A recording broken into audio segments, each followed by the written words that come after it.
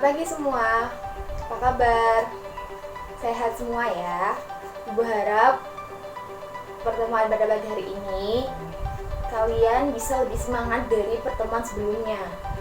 Meskipun temuan pada pagi hari ini Ibu menggunakan video pembelajaran melalui YouTube pagi hari ini karena sangat berbeda dengan sebelumnya, yaitu menggunakan Google Meet. Tetapi Ibu harap semangat kalian untuk mengikuti pembelajaran pada pagi hari ini sama seperti pertemuan pertama sebelumnya. Nah, pagi hari ini Ibu akan menjelaskan tentang teknik menjahit. Sebelum itu, Ibu akan memimpin doa terlebih dahulu. Semoga pada pagi hari ini murid-murid Ibu bisa mengikuti pembelajaran dengan baik, dalam keadaan sehat, tidak ada yang sakit. Kalaupun ada yang sakit, semoga segera disembuhkan penyakitnya dan bisa mengikuti pembelajaran seperti sedia kala. Baik, Ibu pimpin ya doanya. Doa mulai. Doa selesai. Pada pagi hari ini, Ibu akan menjelaskan mengenai teknik menjahit. Sebelumnya, apakah sudah ada yang tahu apa sih itu teknik menjahit? Oke, kalau belum ada yang tahu, Ibu akan menjelaskan. Jadi, menjahit yaitu menyatukan dua kain dengan cara menggunakan mesin ataupun tangan. Jadi menyatukan dua lembar kain lalu dijahit menggunakan mesin jahit ataupun menggunakan tangan. Lalu macam-macam teknik menjahit ada 4. Yang pertama yaitu tusuk dasar. Tusuk dasar ini nanti Ibu akan jelaskan. Lalu yang kedua ada kambuh dasar. Kambuh dasar ini nanti akan dijelaskan oleh Bu Novia. Lalu yang ketiga ada bagian-bagian busana. Bagian-bagian busana pun ini akan Ibu jelaskan juga. Dan yang terakhir ada belahan busana. Belahan busana insya Allah Ibu juga akan jelaskan ya. Jadi ada 3 materi yang Ibu ajarkan, yaitu tusuk dasar, bagian-bagian busana, dan belahan busana. Untuk kambuh dasar akan dijelaskan oleh Ibu Novia. Selanjutnya yaitu tusuk dasar. Tusuk dasar menjahit dibagi menjadi 8, yaitu ada tusuk jelujur, ada tusuk jelujur renggang, ada tusuk tikam jejak, ada tusuk batang, ada tusuk rantai, ada tusuk veston, ada tusuk flanel, dan yang terakhir yang ke-8 yaitu tusuk balut atau tusuk pipi. Sebelum Ibu menjelaskan materinya, ada hal yang harus kalian ketahui, yaitu mengenai alat dan bahannya yang digunakan untuk membuat tusuk dasar ini. Yang pertama ada gunting kain, dan yang kedua ada gunting benang, yang ketiga ada midangan. Ada yang sudah tahu apa itu midangan? Kalau gunting kain, gunting benang kan kalian sudah pernah menjumpai ya. Tapi untuk midangan ini mungkin asing buat kalian. Jadi akan menunjukkan contoh midangan. Jadi midangan itu 2 benda bulat ini, 2 benda yang berbentuk bulat, terdapat 2 seperti ini. Nah, fungsinya dari midangan ini untuk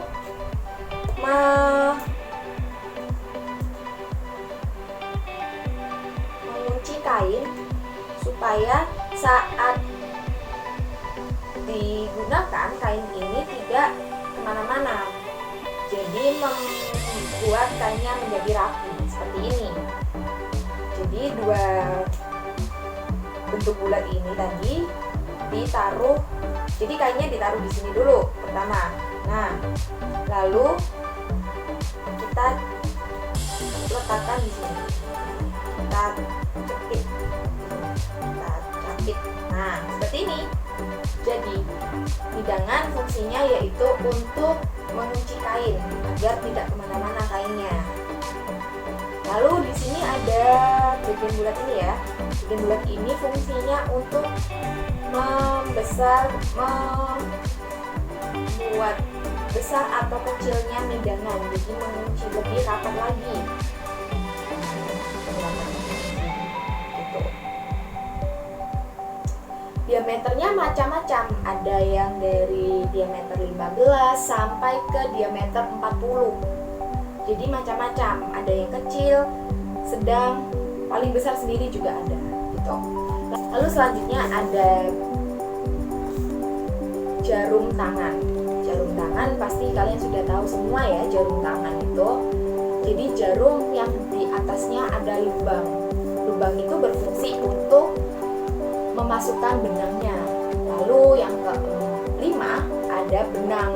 Benangnya ini bukan benang jahit, tapi benang sulam. Ya, benang sulam dengan benang jahit yaitu kalau benang jahit mempunyai kumparan benang atau plastik yang di tengah benangnya itu. Tetapi kalau benang sulam tidak memiliki kumparan. Lalu yang terakhir ada kain streaming. Sebenarnya untuk melakukan tusuk dasar ini tidak ada kain khusus ya. Tapi biasanya untuk melakukan tusuk dasar menggunakan kain streaming. Tetapi kalau kalian mau menggunakan macam-macam kain yang lain, boleh sekali menggunakan, menggunakan kain katun yang bermotif, yang polos, lalu menggunakan kain satin, boleh sekali. Tapi biasanya untuk melakukan praktek tusuk dasar, ibu menganjurkan untuk memakai kain streaming.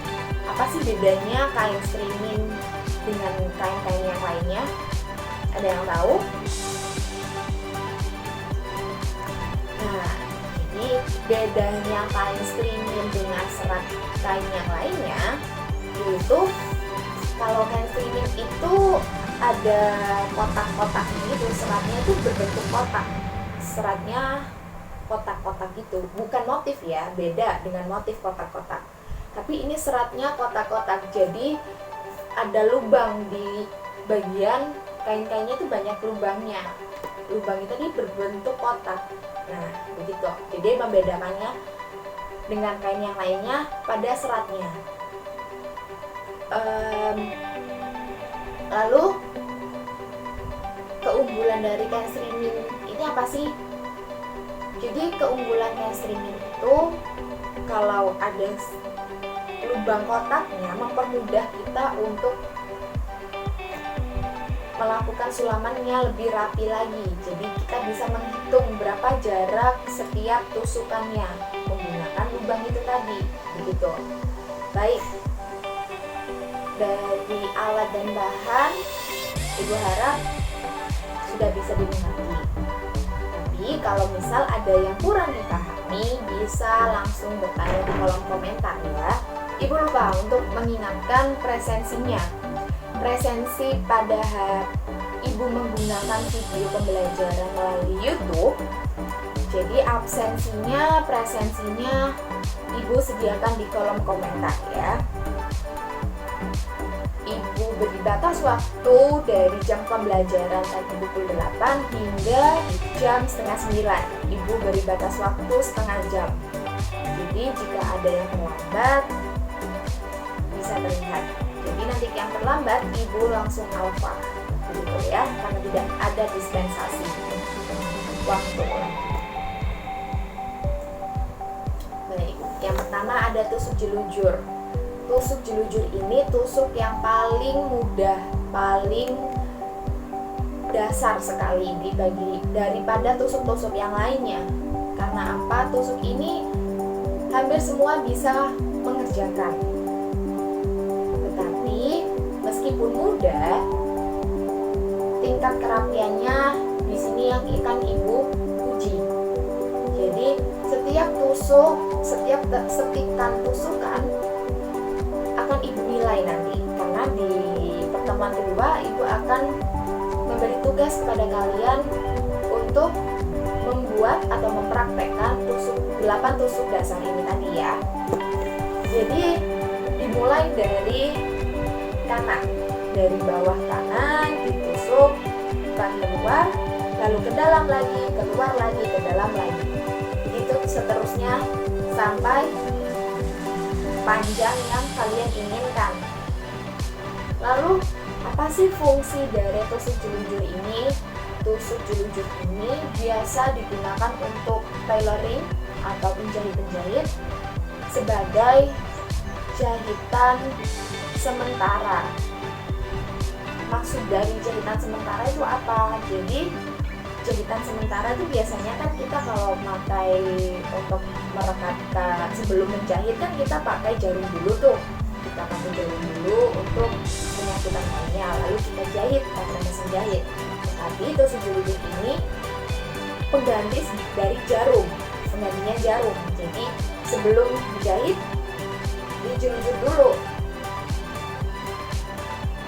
Dengan teknik jelujur ini mempermudah tailoring yang jahitan alusan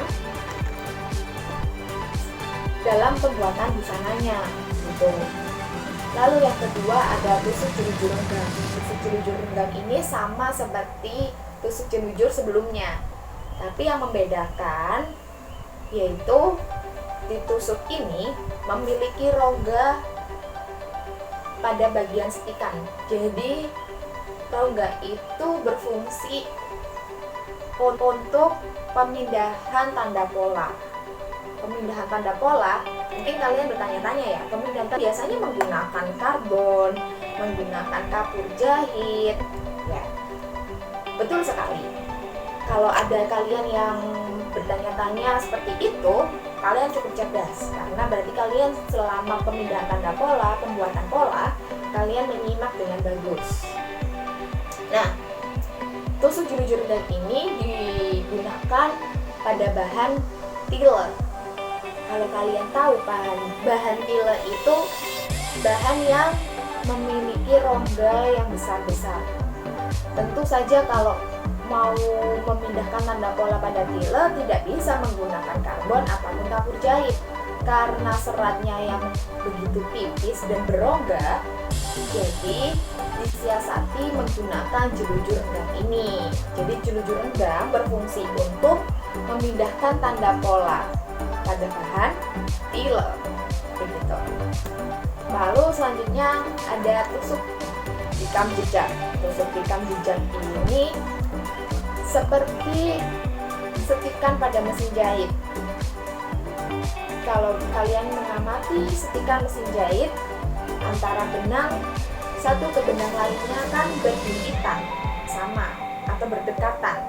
Tapi kalau tusuk jelujur kan ada spasi antara setik satu dengan setik satunya, itu ada spasinya. Tetapi tikam jejak ini sama persis seperti setikan pada mesin gitu.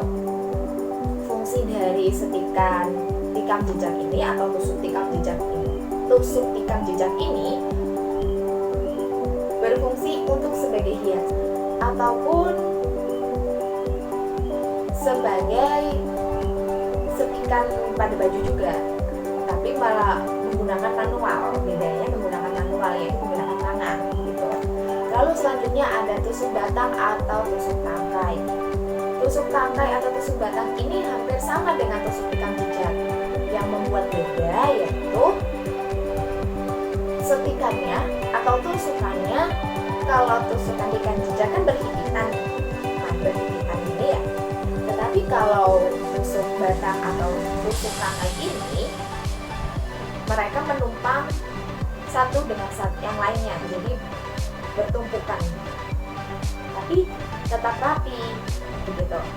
Untuk cara pembuatannya nanti akan Ibu share videonya atau Ibu akan jelaskan di minggu ketiga ya. Baik, Lalu ibu lanjutkan ke tusuk rantai.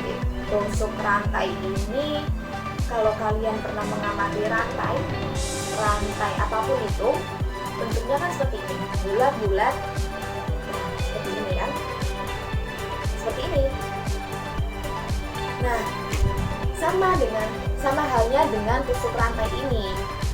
Tusuk rantai ini sama seperti rantai-rantai pada umumnya, sama seperti tusuk ikan jejak dan tusuk batang. Lalu selanjutnya ada tusuk veston. Tusuk veston ini biasanya digunakan untuk kampuh, penyelesaian kampuh. Jadi penyelesaian kampuh itu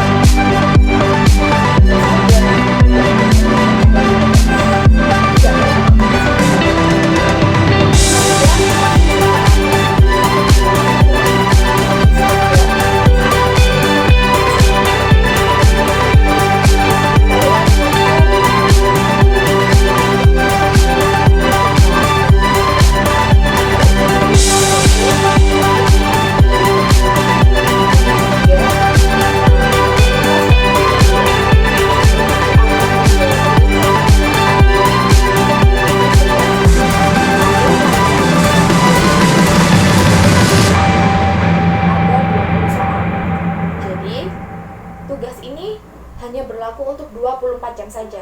Jika kalian tidak mengikuti pembelajaran pada pagi hari ini hingga akhir, hingga tuntas, pasti akan terlihat siapa sih yang melihat video ibu dengan tepat waktu dan siapa yang datang ke akun YouTube ibu hanya untuk absen. Nanti akan terlihat ya. Karena tugas ibu ini cukup mudah, tapi berat dilakukan jika kalian tidak menyimak pembelajaran. Lalu kalian bisa polling di situ. Nanti ibu kasih kolom polling, pencet yang mana tusuk rantai, yang mana dari macam-macam tusuk dasar yang sudah dipelajari. Ada salah satu fungsinya sebagai pemindahan tanda pola. Tusuk apakah itu? Nah, kalian bisa polling di situ. Ada ibu kasih option, 2 option. Cuma 2 option saja, tusuk botak. Itu sebagai nilai harian kalian ya, nilai partisipasi pada pagi hari ini.